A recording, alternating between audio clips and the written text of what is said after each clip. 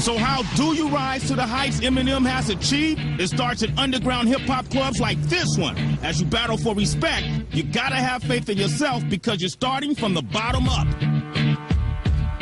So here we are. This is the Detroit famous club Shelter, right? This is kind of the mock-up of what the 8 Mile movie was. This was kind of what they based the movie off of. It's like we kind of went back to 95, 96. I kept rhyming and stepped right in the next cipher. Let's believe somebody's paying the Pied Piper. It was in rhyme circles like this where Eminem first realized who he was. An MC with something to say. More important, he wasn't afraid to say it. When did you really feel like you had the gall to actually step in a cipher, step to somebody and just bust? You know, back then, somebody would call somebody out on the mic. And I don't think I ever called anybody out. I always got called out. You know what I'm saying? You know, somebody had a mic and the white boy over there can get it too. So break me down. Like, how would you break down an MC? I'm gonna give you a pass to break me down. If I was an MC just stepping at you like this, you know. If you was an MC and you had caught me out, yeah. Well, it would depend on it probably would depend on what I said, what you said to me in order for me to throw it back. But I'll say top of the head, Slim Shady. Weaker than the ankles on the elderly lady. Fake it in a mannequin, holes in that Old Navy. Screw it, I'ma change your name, introducing Slim Brady. Then I would say to you, off the top of your head, that's not off the top of your head, I'll take the turban off the top of your head. If you flat on the ground dead, yo, I'm #1. And that suit right there is from 1981. And first of all, you don't want to step to me. Look at your shoes. Dog, they're broke as they're broken than you. Look at your gear. Your get the out of here. I don't want to have it here. Take another beer. Go take a sip. Here, go sit down. Do yourself a favor, because, dog, you're a clown. The orange and I just got officially slayed by him. And then, you know, the best part about it was, no matter what somebody said to the next person, you shake hands. You know what I'm saying? And it was all love. Yeah. Now let's fast forward in your career. You decided to make the movie 8 Mile, and it seemed like this battling legacy is pretty much the vocal point of that movie. See me without a styles like mustard without the Heinz. I lead the new school. You're a buster without the rhymes. We knew we wanted to make a movie where it showed why battling was so essential and was so intense. Everybody had to be the first person to make it from Detroit. But it also felt like with the movie, it was your way of giving back. Yeah, definitely. I mean, everybody wants to give back to their hometown, and any bit of light I could bring to the city, you know, I wanted to do. So with the movie 8 Mile and with the Ford Field show, that's why I live here. This is why I stay here. This is why I'm not leaving. Yeah, I was at the show at Ford Field, and it was big. Detroit! Just blocks away from the Shelter is Detroit's Ford Field, where nearly 50,000 screaming fans witnessed the biggest hip-hop show the city's ever seen. M's had some monster performances in his career, but the Ford Field show forever solidified the bond between Detroit and his hometown hero, Eminem. We fast forward in your career now, and things have changed in a major way since the days of the Shelter to performing now in places like Ford Field. I know I talked to Jay-Z, and he said being a native of New York, one of the biggest things he accomplished that he really liked was the fact that he got to perform in the Garden. Yeah, to sell out the Garden. Yeah. How was it for you performing here in Detroit at Ford Field? Crazy. All these people I had to leave in limbo. I'm back now, caught the release this info. This many people at once was insane. Yeah. You know, I was at the show. All right, that's right, Eminem. Come on, man. This is big. I actually sat somewhere up there. Those were the VIP seats you guys gave me way up at top, but I had a good view of the show. Oh, I didn't do that thing, man. That's all right, dog. I'd have had you up front, you know, on the side of the stage or something. You know what was great about being right there I was with the people from Detroit, and I kid you not, I saw grown men who had to be in their 40s to little kids who probably were 7 or 8, and every age group in between, singing along with lyrics, and to watch the reaction from this whole stadium of 45, 50,000 people react to you and watching you evolve to this point, I realized that your power has reached the apex now. So when you... That makes me nervous. Yeah, you should be. So what did that feel like for you when you saw these people react? What goes on in your mind? Because you're a kid from a trailer park, you know? Right. I mean, that is exactly what was going through my mind. It was like the power. You know, I always want to feed off the energy of the crowd. And the crowd was just ballistic. You know what I'm saying? Like stadiums the size of this and just packing them and selling them out. Mm-hmm. You know, it's amazing. Just when you think it can't get any bigger, it just keeps getting bigger. Does anything transition for you as an artist? Now you realize I have all this power. I can move it to the left, I can maneuver it to the right, and all of these millions of people who bought my records will follow. Listening to your new album, you have the record Mosh. Follow me as I lead through the darkness, as I provide just enough spark. Now, Mosh is probably the most political I've seen you get, where you actually put yourself out on a limb and made some serious statements. What was the message, first of all, in Mosh that you wanted to get across? Even though Bush is reelected, with what's going on in the war and, you know, what he's got our country into, you know, I felt like I'd be letting a lot of people down if I did not come out and speak out. No more blood for oil. We got our own battles to fight out our own soil. And again, it's one man's opinion. It's my opinion. And last time I checked, you know, I had freedom of speech, but I felt like it was my duty to at least let people know the way I felt, and that's the way I still feel. Until they bring our troops home, come on. Can we expect to hear more records in the future that make these kind of statements from you? Well, I mean, we'd have to see. It depends on the state of the world, and I usually try not to get too political. Yeah. You know, Mosh was just, I felt it at the time. I felt I wanted to say it and get it off my chest, and that's been the story of since my career began, I think. Mm-hmm. Well, it makes an impact, because at the shelter you had a microphone. Now that you reached this point in your career, it's like you got a megaphone, and when you say things, everybody's gonna hear, right?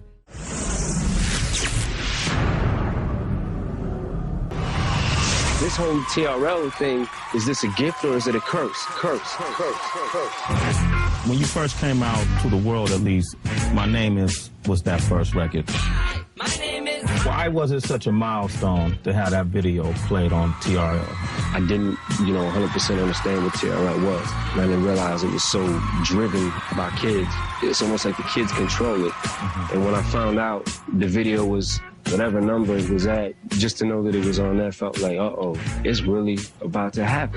Give it up for Eminem. When Eminem returned to TRL just a few years after his debut there, the love from fans was overwhelming. I think we have to bring the shades down. In the history of MTV, I've never seen anything quite like it. A little overwhelmed? A lot overwhelmed, but you know, I don't make pop music. And all of a sudden, I started making popular music. Mm-hmm. So it was like, when I first started lashing out at pop stars, it was because I was placed in that category. And coming from being an underground MC, I just didn't want to be grouped in with that bunch. I'm sick of you little girl and boy groups, all you do is annoy me, so I have been sitting here to destroy you. In the past, you could say certain things about certain artists. Now when you make a song called Just Lose It, now you're the target, too. And I know Michael Jackson has come out and protested your video. What else could I possibly do to make noise? I done touched on everything but little boys. That's not a stab at Michael, that's just a metaphor. I'm just psycho. That was never intended to be anything more than just spoofing pop icons from the 80s. As far as his music, the man is a legend. And in all honesty, his personal business and what he's got going on and all that, like, I'm neither here nor there with it. It's easy for M to shrug off criticism from other famous artists, but facing public fallout for lyrics labeled as offensive, that's impossible to avoid. When it first seemed obvious to me that you were becoming a target, and it's just at a point where you had accomplished so much, probably about the 2001 Grammys. The gay community was in an uproar over lyrics you had said. People were picketing the Grammys and claiming that you were homophobic. When you first heard that accusation, what goes through your mind? I'm not the first rapper to say the word gay or the word faggot in a rap, but for some reason, when I had said that word, that word meant more than the average rapper. So are you homophobic? Nah, I'm whatever. Like, I'm just the average kid from middle to lower class neighborhoods growing up. It's just a word you learn. It's just a word. It was that nonchalant way of like saying you're being an asshole, and it was completely dismissed off. Nobody really thought of it as being like that.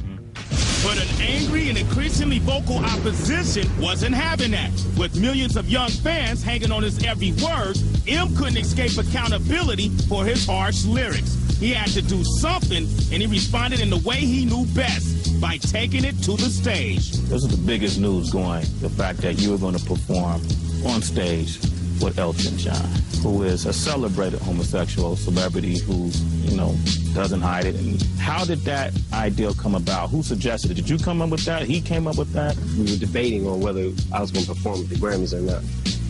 And I was like, the only way I'll perform at the Grammys is with Elton John. And I was saying it in kind of jest, like thinking that it would never happen.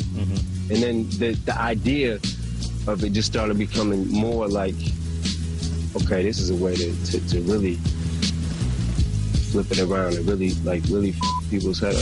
Yes, we should be together too. But he's gone cold. For the sake of messing their heads up, or did you want to also through your action make a statement that, look, I'm okay with this? It was more so like, you know, just a statement, period. Like, if you really think that about me, you really don't know Marshall. You really don't know me. Being this newfound target, since then, drama hasn't stopped. Yep. For you.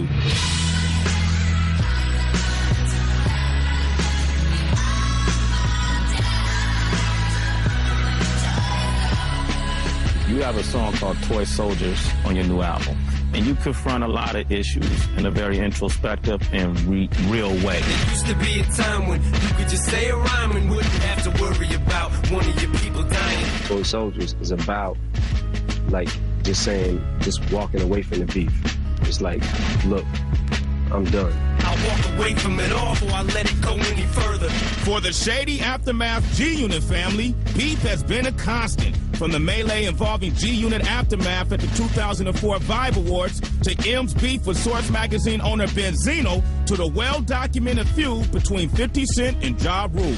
Now I've inherited 50's beef, he's inherited mine, so now he can't be on the cover of the Source magazine because I got this beef over here, you know, and he's being attacked by Ja saying things about me, then all of a sudden comes out his face and says a line about my daughter. There's a certain line you just don't cross, and he crossed it. I heard him say Haley's name on the song and I just lost it. And when it got to that level, that's when it got crazy. This ain't what I'm in hip-hop for, it's not why I gotten it. The phrase to me, Toy Soldiers, it's symbolic to all of us in this rap game just being pawns, almost, it feels like. Heads of record labels and stuff like that, they benefit off this, you know what I'm saying? And they go home at night and they can sleep, knowing that they're selling records, but meanwhile, we're really out here. And it's usually the innocent people that really ain't got that much to do with it, besides the fact of affiliation with us, they end up getting hurt or killed. Do you lose sleep thinking about that? Yeah, I lose a lot of sleep thinking about just stuff like that. Trying to juggle, trying to maintain a certain amount of fame and wanting to be able to have a label and be able to create, you know, a whole food chain, but also at the same time wanting to be a father. And if there ever comes a day that I would have to pick one or the other, you know, I already know what it would be. You know what I'm saying? I would walk away from all of this if I had to. You know. For your daughter? For my little girl. You know, it seemed like you've gone through a serious transition and evolution, you know, since the days of I just don't give a F and till now. I think a lot of it has to do with just maturing and age and everything, just being, you know, just growing up.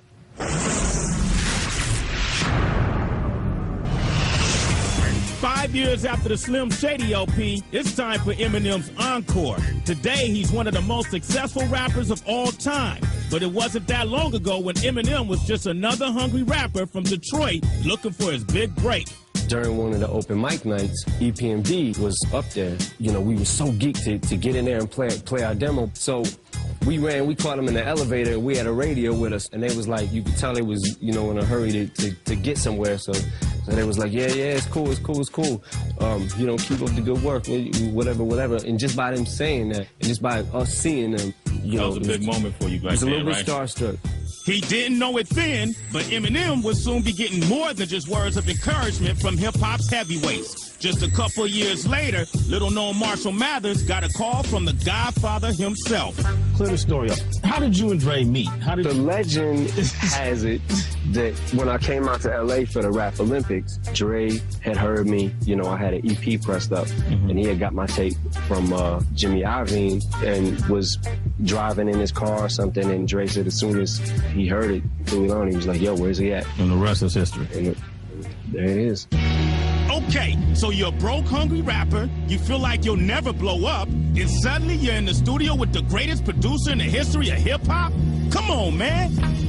Were you surprised by the chemistry you guys had in the studio? I mean, what was that like the first time you came in? Were you nervous? And I was anxious, too. Like, everything that he threw a beat onto was just like, yo, let me go in the booth. And if I didn't have something that went to that beat, I'd write something right then and there. I knew that I had to give it everything I got to the 10th power. I mean, this man is a legend, you know what I'm saying? And I got so much to live up to. I gotta be the illest. Coming real, it's the next episode. when you guys teamed up, it seemed like it was mutually beneficial because, you know, Dre is Dre. Hands down, one of the best producers ever. But you also helped him be relevant. Would you agree? Dre has said that to me before, but like in a real sense, I had nothing, and Dre would have been cool. Dre would have been straight without me. You know what I'm saying? If it wasn't me, you probably would have found somebody else. But he saved my life, and like I never forget that. Dre's influence on Eminem has yielded more than just platinum-selling albums. Not only has the eager student become one of the game's hottest producers, but he's also become quite the teacher, mentoring hip-hop's newest megastar, 50 Cent. It seemed like, when you look at it from the outside in, Dre seemed like a big brother to you, and you seem like a big brother to 50. Is that fair to say? Yeah, it kind of does work like that. I'm able to, like, soak up what I've learned from Dre, feed that to 50. And 50 in turn is able to do that and feed that to G-Unit. In hip-hop, a lot of times when crews start to become successful, they end up breaking up. In the case of you, Dre, and 50, you guys seem to be even more cohesive the more success you achieve. I mean, what's the secret? The secret to it is basically loyalty. When me, Dre, and 50 get in a room, it's like no envy, no jealousy, and that's what happens with a lot of crews is like somebody may get a little more light than the other person, and then that person gets jealous and wants to go off on their own. We really don't trip off it, like, at all. Basically, you're a guy who came from a trailer park to becoming, today, the biggest recording artist that's out in the world. What is it that you dream about doing now? What do you aspire to do? Is people for me to stop thinking that I came from a trailer park because I didn't grow up in the trailer parks. I did live in trailer parks for a short period of time, from here and there, but I bounced around a lot. But my contribution to this game is to help the growth of hip-hop and build it. From the pioneers since Run DMC to the Beastie Boys to LL, they all played a part in my upbringing just as well as I may have in, you know, Lil Jeremy from Idaho, who we don't know about right now, is 13 years old, you know what I'm saying? Coming up, that next white kid or that next rapper, period, to just keep hip-hop expanding. That's what's up. Man, it's always good talking to you, man, always. I just want to say for the record, too, that I won that battle we had earlier. Slim Shady, weaker than the ankles on an elderly lady. I really didn't appreciate you saying my clothes were bummy, because to me you look like crummy, and you look like a dummy. And yo, you're dressed like a mummy, because your head's wrapped from here to your tummy. Anyway, y'all get the idea.